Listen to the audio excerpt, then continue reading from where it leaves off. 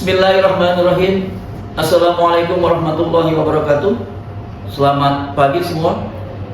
Sebelumnya izinkan saya memperkenalkan diri.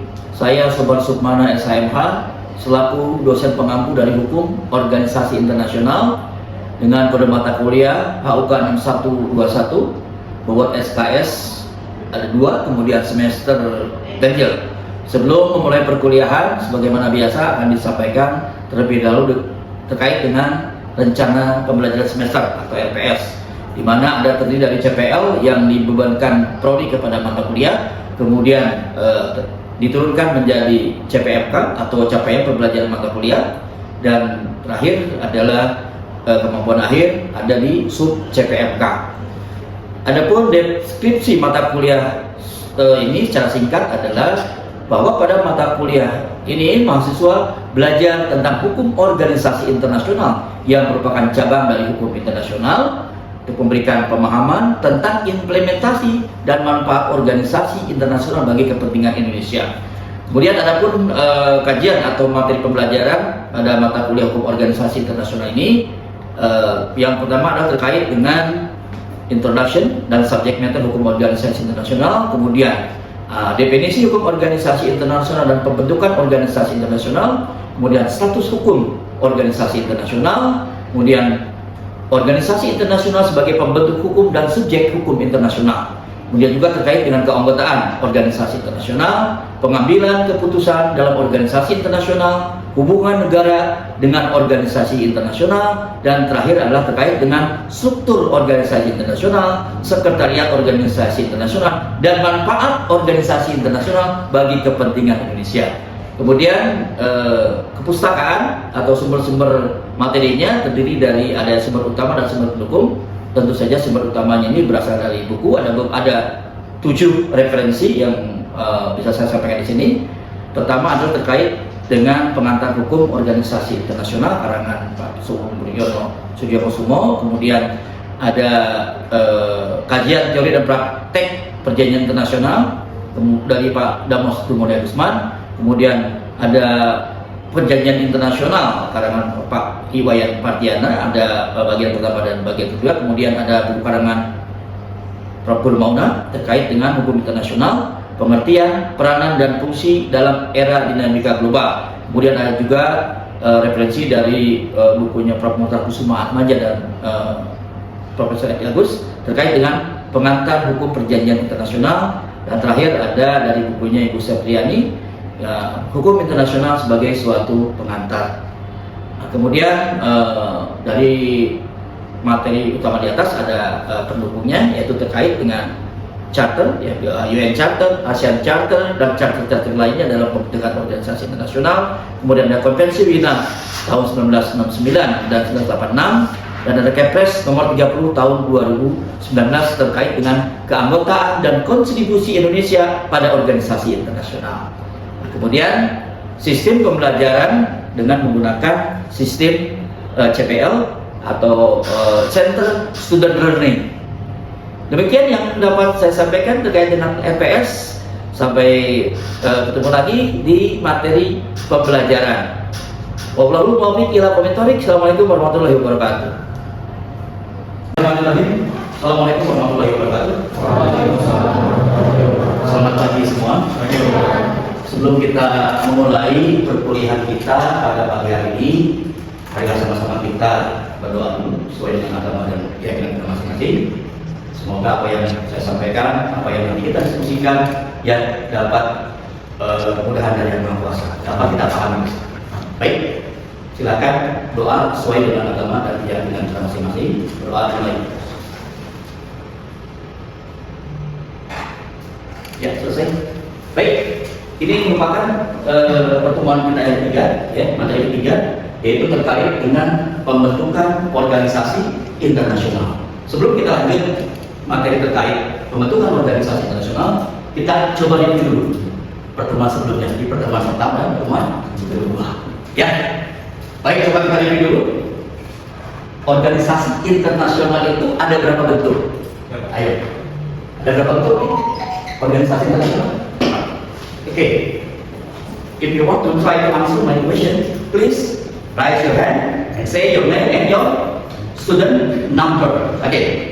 Ya. Nama saya Faidal Bintoro. Oke. Adanya kasus 1 Oke. Nah, jadi untuk menjawabnya Bapak itu ada dua Pak. Yang pertama itu yang terkait pemerintah atau dokumental. Yang kedua itu yang non dokumental atau NGO. Oke. Baik, betul. Kasih betul dulu. Iya betul. Intinya bahwa bentuk organisasi internasional ada dua. Yang pertama adalah terkait dengan IGO. Yang kedua NGO. International Government Organization. Dan satu lagi non-government organization atau istilah umumnya adalah ini bersifat publik, ini privat. Nah, ya. Jadi ini harus kalian pahami dulu. Ya, sekali lagi bahwa produk organisasi itu ada yang bersifat publik, ada yang bersifat privat. Yang publik itu IGO, yang privat itu NGO. Karena apa yang IGO ini adalah organisasi antar pemerintah, yang NGO adalah organisasi internasional pemerintah. Ya kalau bahasa keren kita LSM. Ya, baik. Oke, ini kemudian jangan lupa juga terkait dengan definisi dari organisasi internasional. Ya, di pertemuan kedua itu ada ya, bahwa ada beberapa definisi yang diberikan oleh para pakar hukum internasional. Ya, ada yang misalkan bahwa ada yang menamakan hukum organisasi internasional, ada yang menamakan hukum konstitusi internasional, ada yang menamakan hukum institusi internasional, bahkan ada yang menamakan hukum PBB atau dikatakan bahasa-bahasa. Ya, baik, luar biasa ya. Jadi sekali lagi itulah review kita di pertemuan pertama dan kedua. Sekarang kita masuk ke materi yang ketiga, yaitu terkait dengan pembentukan organisasi internasional. Ya. Jadi ada 3 aspek dalam pembentukan organisasi internasional. Baik, kita fokus pembahasannya terkait dengan organisasi internasional yang bersifat publik atau IGO. Ya, karena bahasa kita ada terkait dengan bahasan organisasi internasional yang bersifat publik atau organisasi antar pemerintah. Ya, baik. Di dalam pembentukannya ada 3 aspek ya. Yang pertama adalah aspek filosofis, yang kedua aspek administratif, yang ketiga adalah aspek hukum.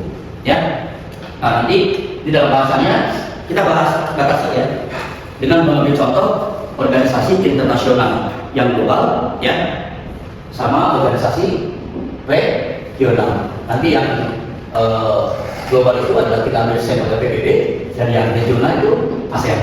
Ya, karena banyak organisasi internasional terutama yang regional. Ya, baik, kita lihat dulu di sini terkait dengan yang pertama, ya, pembentukan organisasi internasional dari aspek filosofis. Apa sih yang dimaksud dengan aspek filosofis itu? Ya, jadi sebetulnya yang namanya aspek filosofis itu adalah diambil dari falsafah tiap-tiap negara dalam membentuk organisasi internasional tersebut. Ya, ini ada beberapa contoh ya.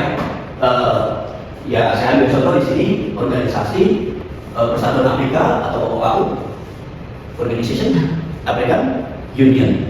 Ya, kemudian ada OPI, Organisasi Konferensi Islam. Ya, di dalam falsafah pembentukan organisasi Persatuan Afrika. Ya, ini adalah falsafahnya diambil dari kerjasama dan kesetiakawanan untuk berjuang guna membebaskan dari penjajahan. Ya, dari Afrika hampir semuanya negara-negara jajahan Eropa.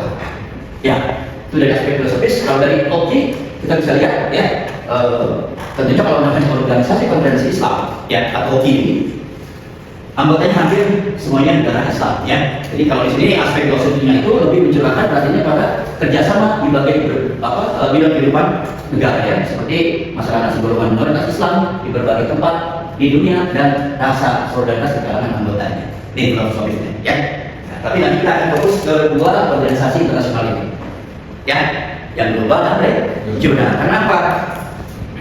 Banyak sekali ya organisasi internasional yang regional. Nah, pertanyaannya sebelum kita masuk ke pembahasan ya, apa sih yang dimaksud dengan organisasi internasional regional? Want to take langsung my question? Apa yang dimaksud dengan organisasi internasional regional? Apa pula yang dimaksud dengan organisasi internasional global? Ada yang coba jawab pertanyaan saya? Raise your hand. If you want to try to answer my question, say your name and also your saudara nomor. Apa? Apa sih organisasi internasional global? Apa sih organisasi dan lembaga regional? Siapa namanya? Dewi. NPM berapa? 1, 2, 4, 3. Oke. Kalau regional tuh biasanya, kalau global tuh biasanya menyeluruh. Contohnya kayak apa namanya? Kayak PBB, hampir seluruh negara. Kalau regional tuh lebih ke kayak negara-negara tetangga yang jaraknya tidak jauh, itu kan nasibnya sama. Oke, kasih aku dong. Ya. Jadi sebetulnya bisa kita lihat ya, organisasi internasional yang global maupun regional. Satu, terkait dengan keanggotaan. Nah, kalau organisasi internasional global, ya, ini satu contoh PBB.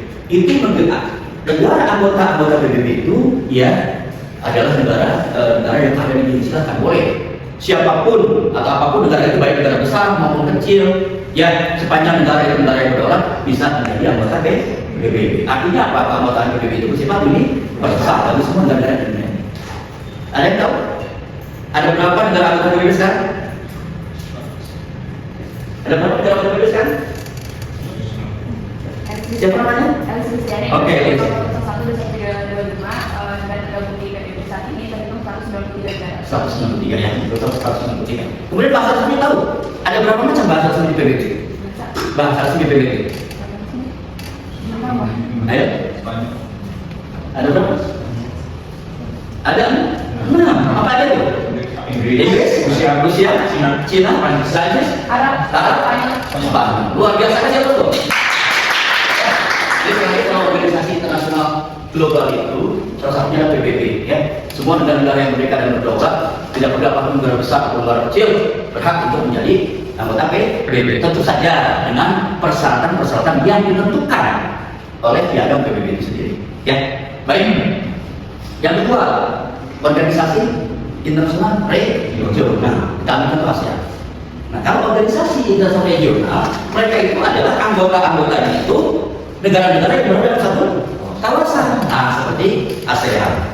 Ya, ASEAN ini ya anggotanya terdiri dari negara-negara yang ada di kawasan Asia Tenggara.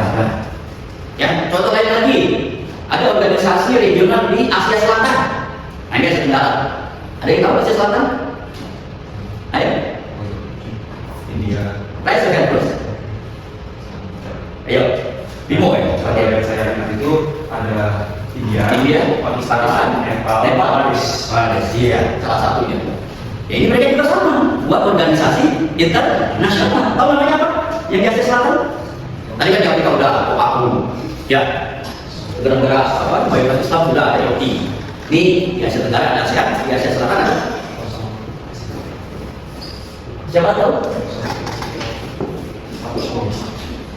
SAFC, South Asian Association for Regional Cooperation. Oh, ya, jadi hampir negara-negara yang ada di berbagai kawasan yang di region itu mereka juga sama membentuk organisasi internasional regional. Coba, kalau begitu apa bedanya organisasi internasional global dengan regional dari keanggotaan? Ayo, tadi sudah saya sampaikan kalau PBB untuk semua negara. Kalau yang regional hanya negara-negara yang ada satu kawasan. Contoh misalnya ASEAN. Bisa nggak Jepang jadi anggota ASEAN? Kenapa? Nah, maksudnya ke Asia Tenggara. Ya, oke ya. Jadi gampang ya. Ya, jadi bentuk-bentuk organisasi internasional itu ya apa namanya? Ada yang regional dan global. Ya, ini dari aspek filosofis tadi ya. Kita lanjut. Nah, kita ke aspek yang kedua, yaitu aspek administratif. Apa sih maksudnya administratif itu? Ya, biasanya kalau yang namanya administratif terkait dengan apa? Sekretariat.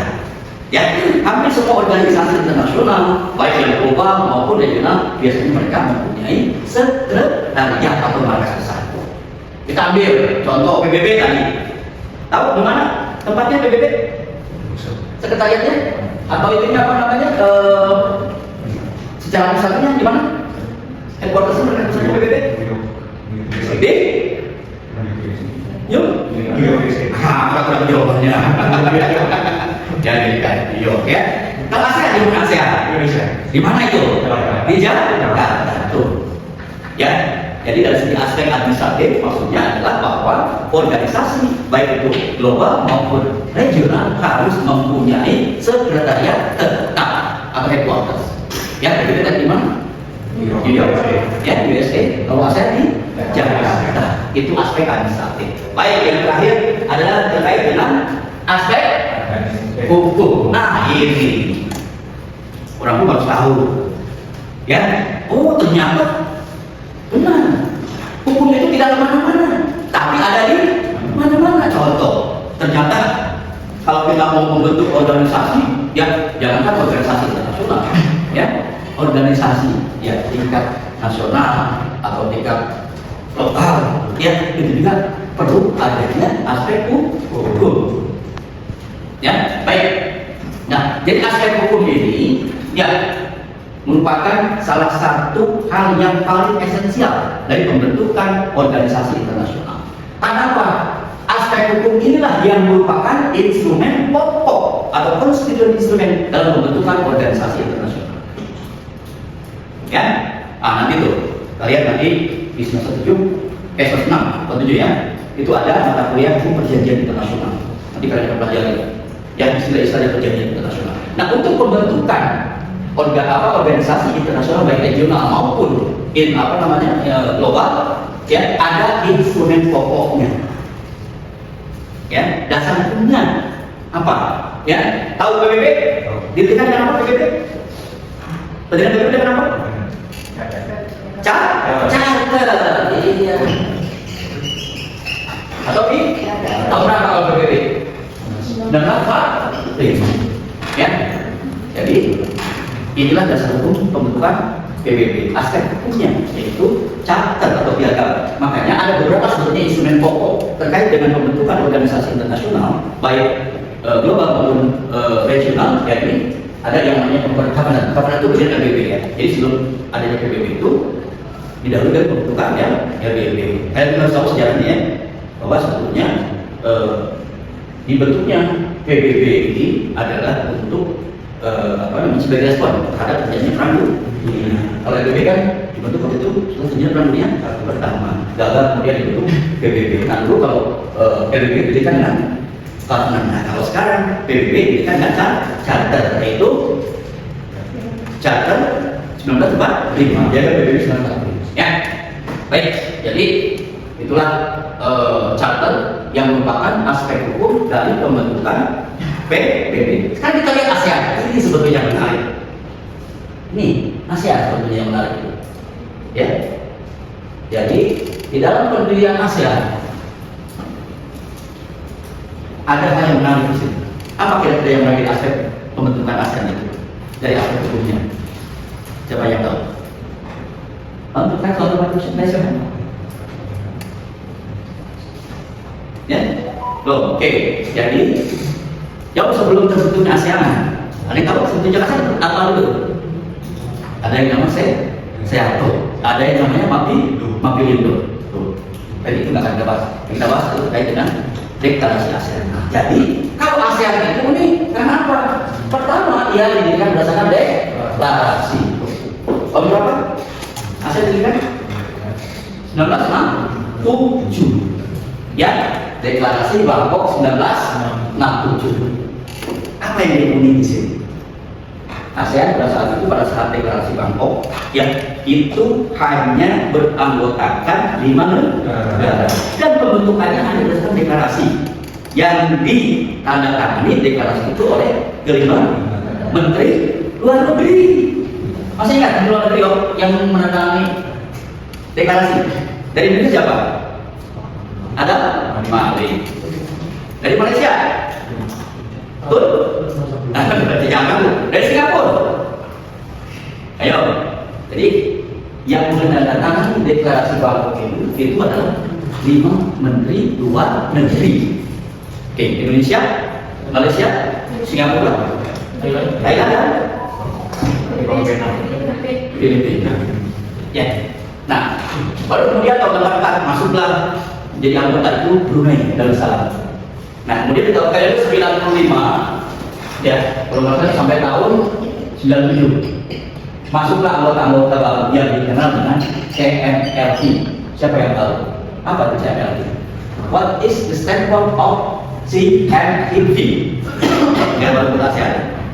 Ya, C-nya kan? Kemudian M-nya?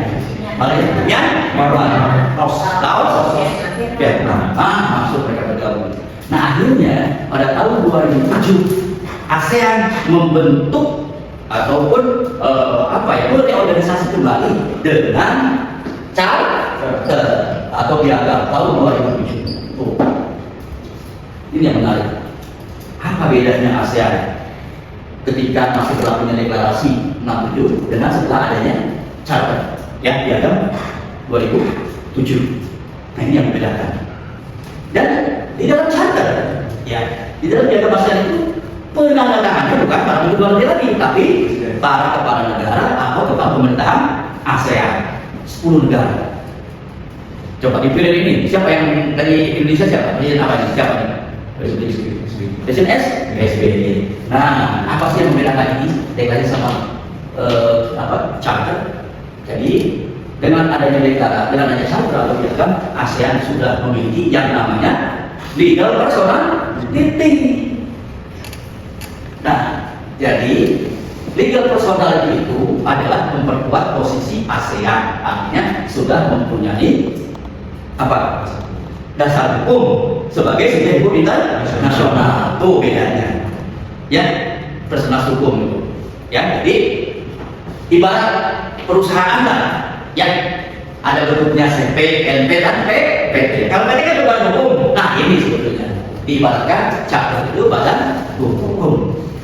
Ya, makanya setelah adanya ASEAN Charter 2007, kemudian ingat diratifikasi oleh anggota-anggota negara ASEAN, ya, baru setelah diratifikasi atau misalkan kita negara menjadi berlaku. Nah, nanti ketika ratifikasi kalian akan ketemu di materi ya, di mata kuliah perjanjian internasional. Apa itu ratifikasi?